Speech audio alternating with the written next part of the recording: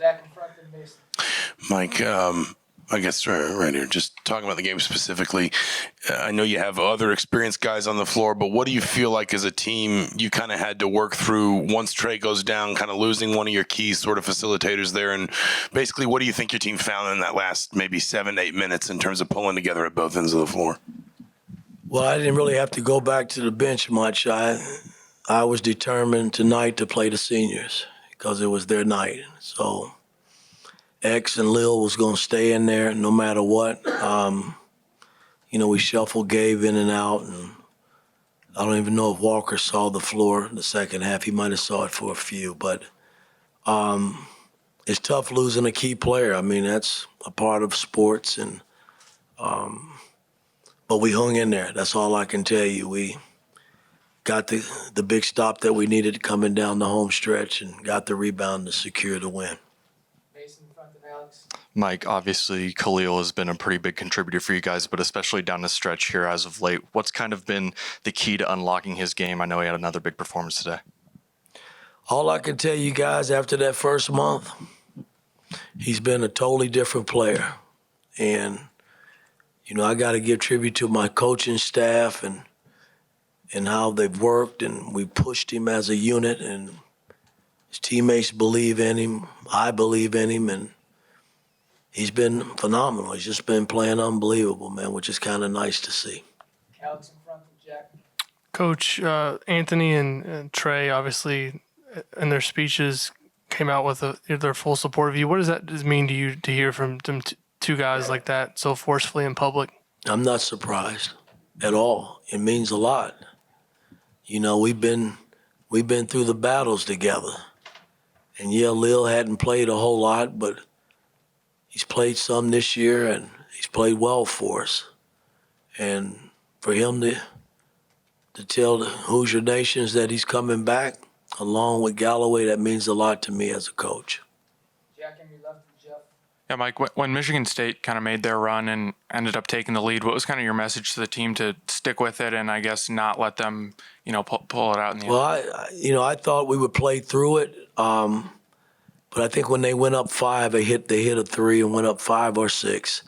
Then I took the timeout, and I just expressed, hey, you seniors, this is your last go-around, man, and relax, we okay. And we came out, we scored a bucket, and then we were able to take the lead. And it was back and forth, but we made the plays that we needed to make to secure it. Jeff on your right to Mike.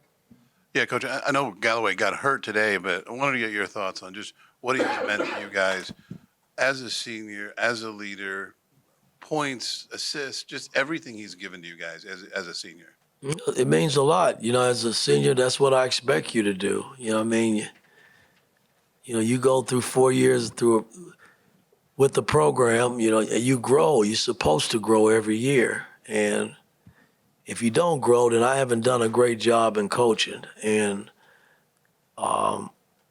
he's grown, and he's helped us a lot this year in so many ways because we haven't had Xavier Johnson, the other senior. So I don't know what his status is right now. He's being evaluated, so we'll have a better feel of where he is tomorrow. But I give a lot of credit to the guys in that locker room and kept fighting. It's tough playing Izzo's teams, man. Izzo can coach his ass off, and their teams, they just play hard. They force you to have to play for 40 minutes, and that's what happened tonight. Mike, second row right, Daniel.